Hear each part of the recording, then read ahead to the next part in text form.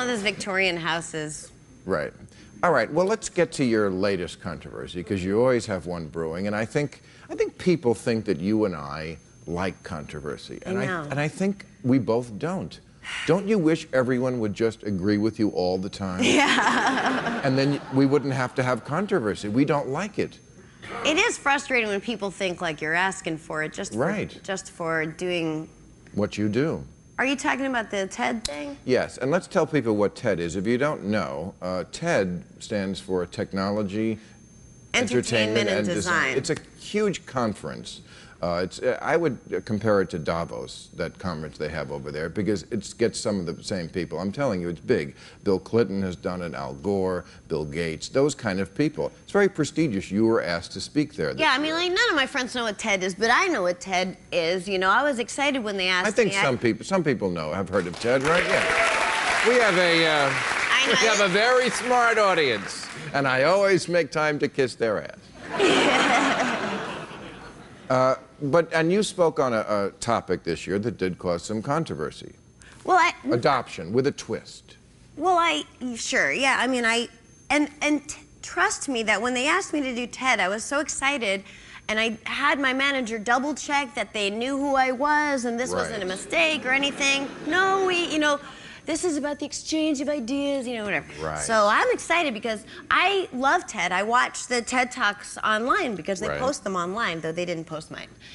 Right, so they got mad at you. I was nervous. I did the best I could. It went very well. I was super happy, and I didn't realize that the next day, the curator, Chris Anderson, apologized for having me, and he tweeted, I shouldn't say this about one of my own speakers, but I thought Sarah Silverman was god-awful, to his 1.5 million followers on Twitter, and I just felt so And Steve Case also said bad things about you.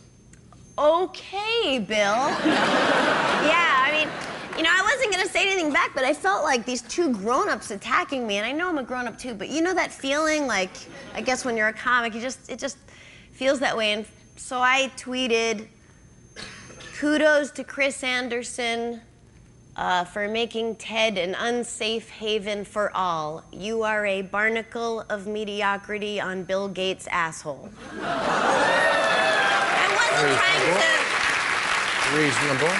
It is reasonable because when you think about somebody who is this person? He put together TED, which is a very interesting, cool, conference. But who is he that he needs to detach from something whose shit might stink? His whole identity is who he's connecting himself to. But who are you? But why was it so controversial? What did you say that got them so mad? I said that I would like to adopt, and adopt because you're at that age. What? All right, let's just say it. My womb is clearly polluted, so I'm gonna adopt. No, I would like to adopt because there are so many children already born, and I think that I would like to adopt a baby, a mentally retarded baby.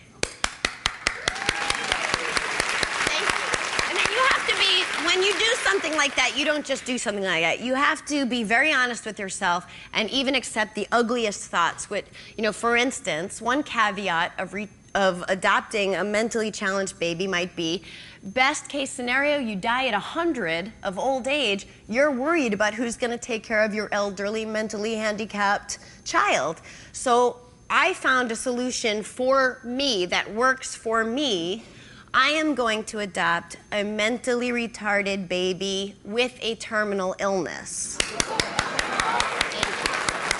Now, okay, fine.